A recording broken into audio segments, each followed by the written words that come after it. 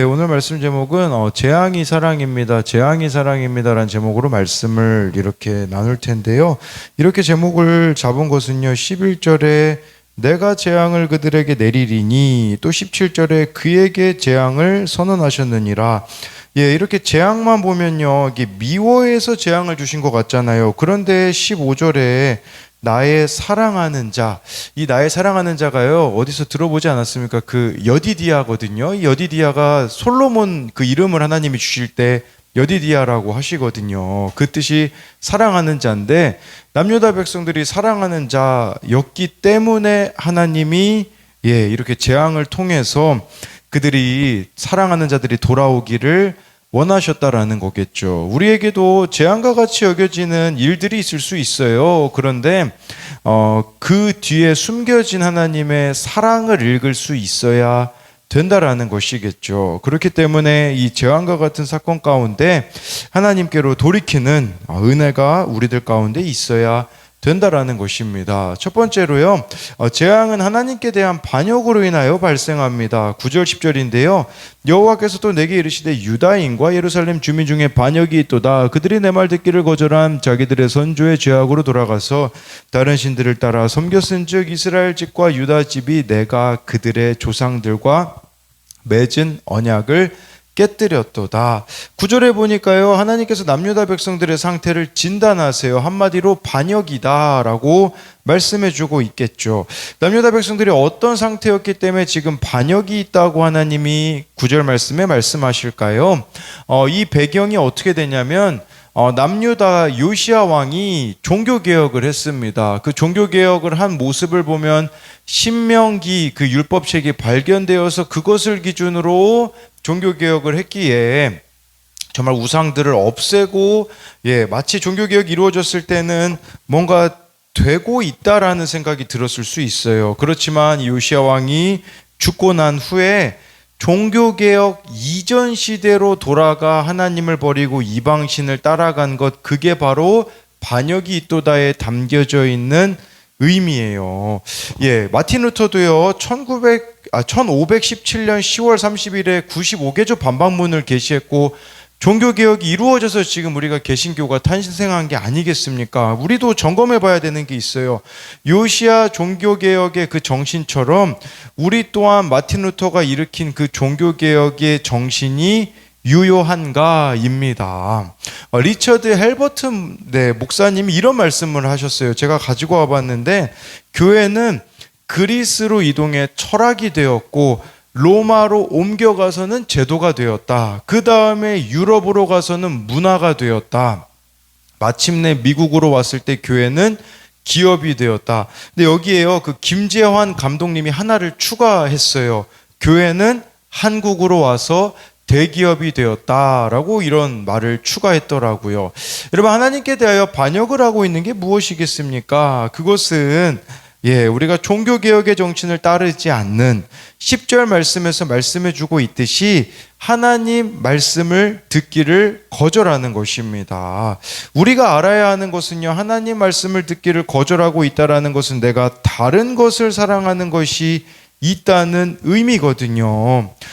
우리의 타락한 본성은 늘 하나님을 배반하기 때문에 이렇게 자기 합리화를 이루면서 나 혼자만 이런 게 아니라는 식으로 우리가 하나님을 배반하는 일들이 너무나 많이 있다라는 것입니다. 13절을 보면요, 유다야 내 신들이 내 성읍의 수와 같도다. 너희가 예루살렘 거리의 수대로 그 수치스러운 물건의 제단 곧 바알에게 분향하는 제단을 쌓았도다.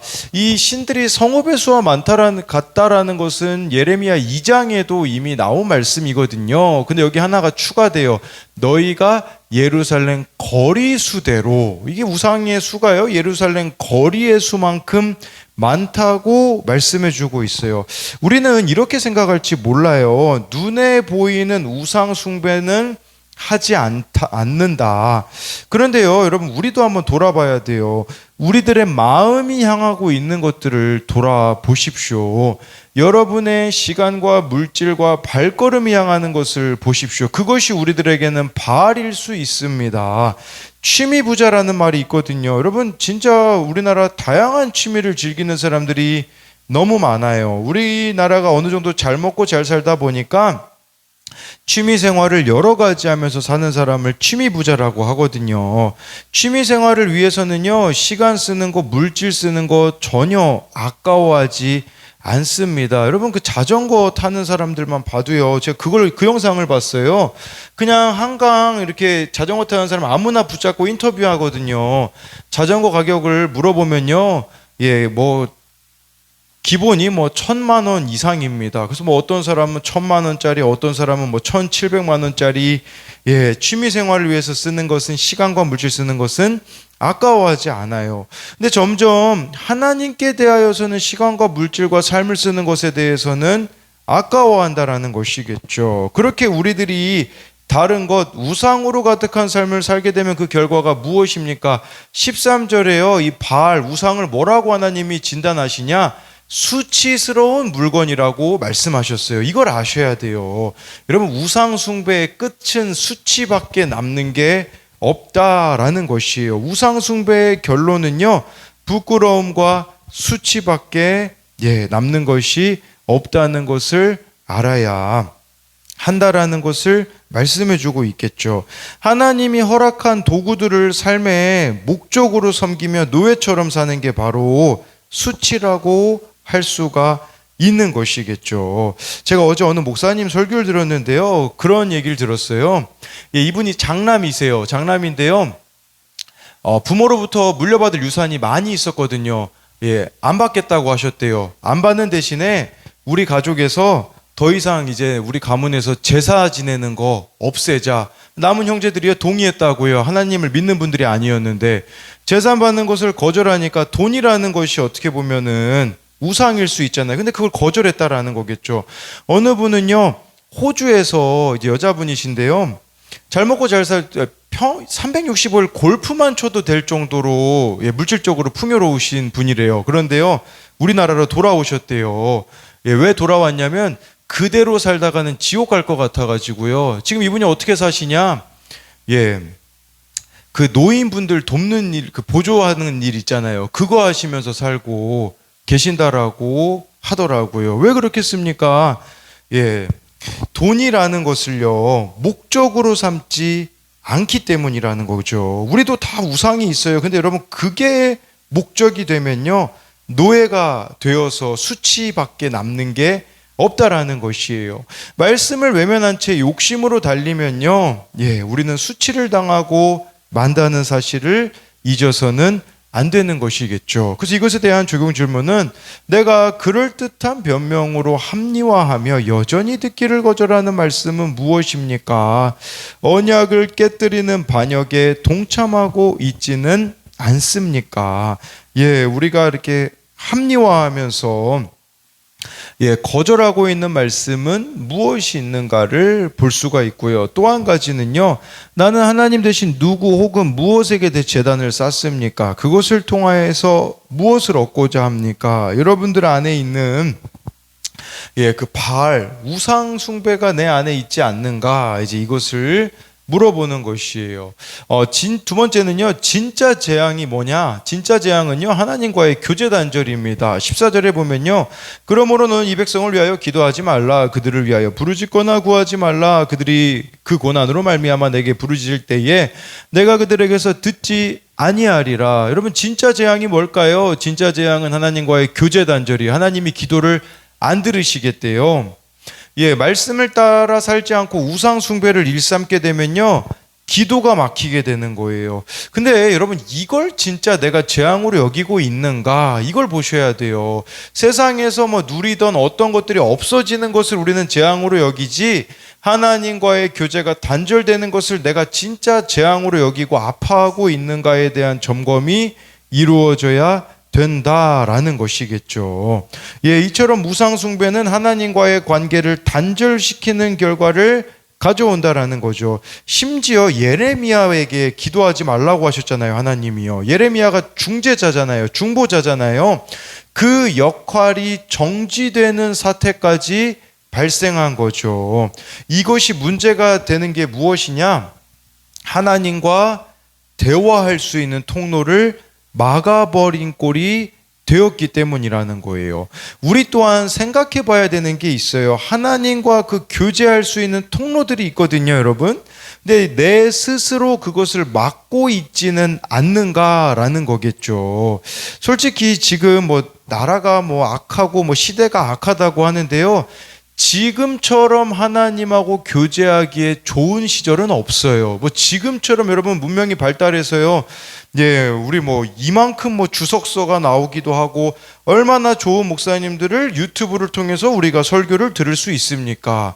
지금 하나님하고 교제하기는 가장 좋은 때이지만 반대로 그 통로들을요, 내가 바쁘다는 핑계로 교만함으로 막고 있지 않는가를 돌아보아야 된다라는 거겠죠. 창세기 1장 27절은요. 우리가 어떤 존재로 창조되었는지 나와 있어요. 하나님이 자기 형상 곧 하나님의 형상대로 사람을 창조하시되 남자와 여자를 창조하시고, 아주 쉽게 말씀드리면요. 이건 두 가지 의미가 있어요. 그 당시에 여러분 다른 나라 이런 창조설화 같은 데 보면요. 대부분 인간은요. 그 신이 부리려고 노예로 창조되었다고 하거든요. 근데 성경은 뭐라고 이야기하냐? 하나님이 자기 형상대로 지으셨다는 것은요, 왕 같은 존재로 지으셨다라는 거거든요. 또 자기 형상, 하나님 형상대로 지었다라는 것은 교제하도록 지으셨다. 하나님과 교제하는 존재로 지으셨다는 거거든요. 저는 이게 한 가지 의미라는 생각이 들어요. 하나님과 교제하는 인간만이 존귀하게 되어진다라는 거겠죠. 그렇게 하나님하고 교제하는 삶을 살아가다 보면 여러분 삶의 열매가 따라오거든요. 어떤 열매겠습니까? 바로 이타적인 삶이에요. 인간은 하나님과 교제하면요, 이타적인 삶을 살아갈 수밖에 없는 거죠. 어제 우리 교회 집사님 나눔에 보니까 두려워 말라는 찬양을 듣는데 우리 교회 다음 세대들이 떠오르면서 어찌해야 하나 어떻게 해야 하며 그렇게 눈물이 났다고 하는 거죠. 그들을 위한 기도가 나왔다고 볼 수 있어요. 우리는 이 기도에 대해서 있잖아요. 개인적으로만 생각하는 게 있어요. 그런데 아니라는 거죠. 기도는요, 1차적으로 하나님과의 관계 회복이 이루어진 자들이 하게 되어지며, 그 관계 회복이 이루어지면요, 반드시 이웃을 향한 기도로 확장될 수밖에 없다라는 것이죠. 그런데 이 하나님과 바른 관계가 이루어지지 않은, 하나님이 지금 남유다 백성들 보고 기도하지 말라는 것은요, 기도를 안 좋아하신다라는 뜻일까요? 아니에요. 하나님과 바른 관계가 이루어지지 않는 상태에서 이들이 기도하는 척하고 있기 때문이라는 거겠죠.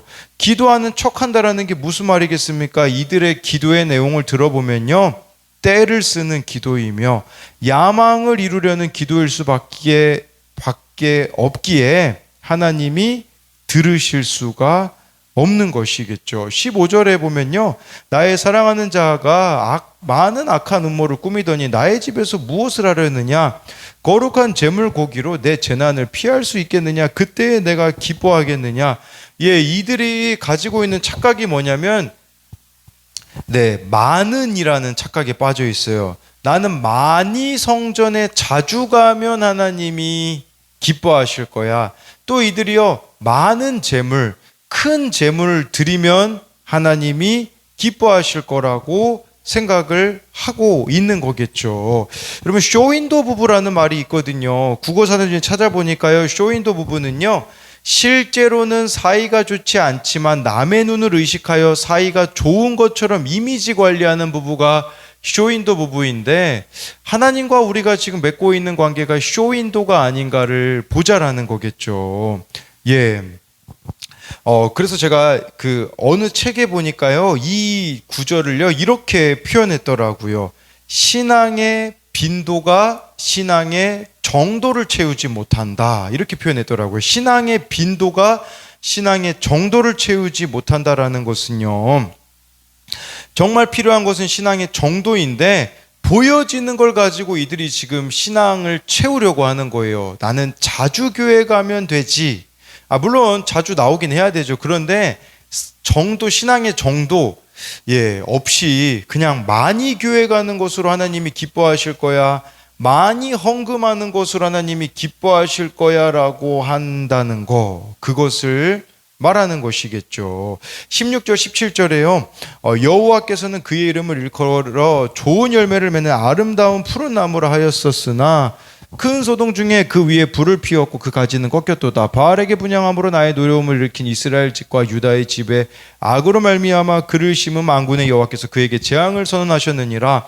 이들이 원래 어떤 존재였는지를 말씀해 주고 있어요. 여기서 말하는 이들은 이스라엘 전체를 말해요. 17절에, 왜냐하면 이스라엘 집과 유다의 집이라는 것은 북이스라엘과 남유다를 모두를 다 포함하기 때문에 원래 이들이 하나님 보시기에 어떤 존재였냐? 좋은 열매 맺는 아름다운 푸른 감람나무, 감람나무는 올리브나무거든요. 한때는요, 하나님 눈에 보시기에 이들은 잎이 무성하고 열매가 많이 달린 올리브나무였어요.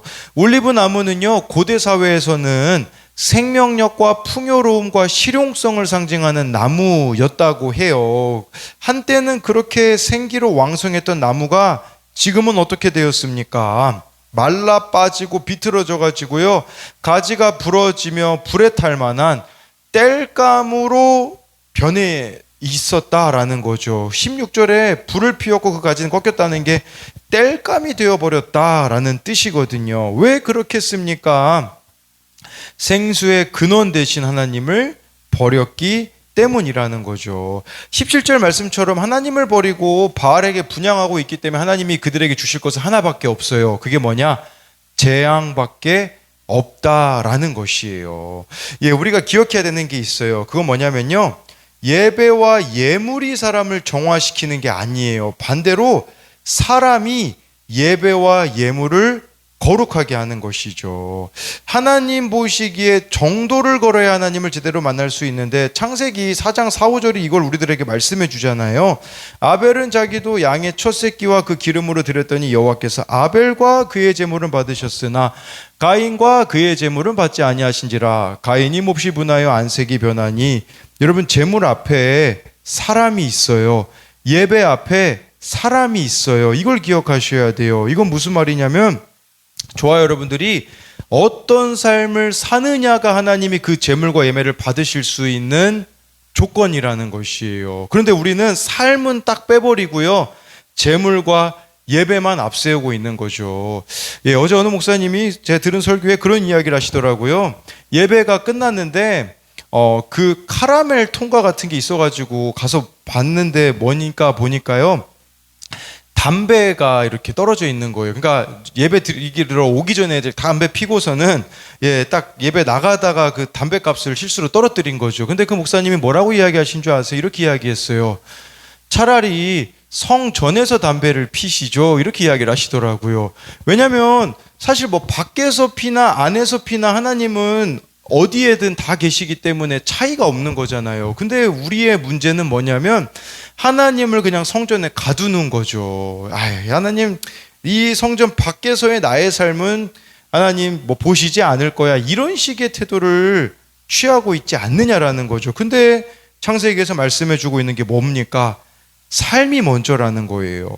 그러니까 나의 삶을 하나님이 보고 계시기 때문에 이 삶이 하나님께서 받으실 만한 것이 되어져야 되는 것이 우선이라는 것을, 아무리 많은 제물을 드린다고 할지라도, 아무리 많은 예배를 드린다고 할지라도 내 삶이 정도를 걷지 않는다면 하나님은 받지 않으신다라는 겁니다. 그래서 이것에 대한 적용 질문은, 내 삶에는 불순종을 가리려는 어떤 종교적 열심이 있습니까? 하나님과 이웃을 상대로 교묘히 꾸미는 악한 음모는 무엇입니까? 이 청소년용 큐티에는요, 요거를요 똑같이 이렇게 표현해 놨더라고요.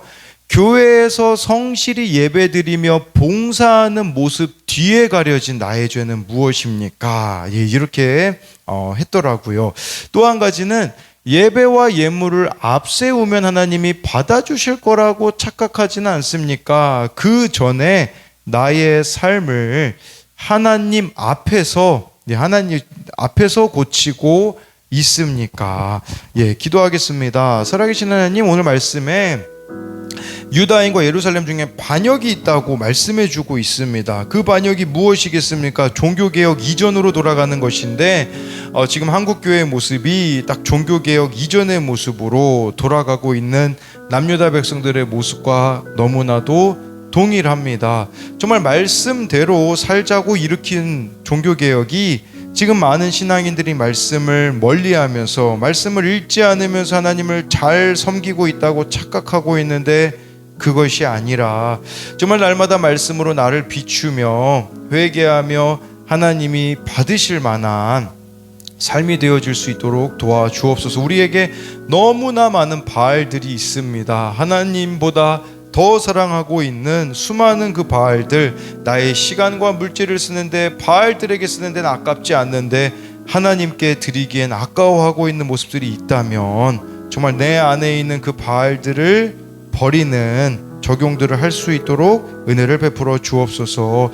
또한 오늘 말씀에 아무리 많은 예배를 드린다고 할지라도, 많은 제물을 드린다고 할지라도 내 삶이 말씀에 비추어 봤을 때 합당하지 않는다면 하나님은 받으실 수 없다고 말씀합니다. 나의 삶이 먼저라고 말씀하고 있습니다. 그렇기에 하나님 보시기에 합당한 모습으로 나의 삶을 바꾸어가고 고쳐감으로써 하나님이 받으실 만한 예배를 드리며 받으실 만한 제물을 드릴 수 있는 하나님의 사람들이 되어질 수 있도록 은혜 베풀어 주실 것을 믿으며 살아계신 예수님 이름으로 기도드립니다. 아멘.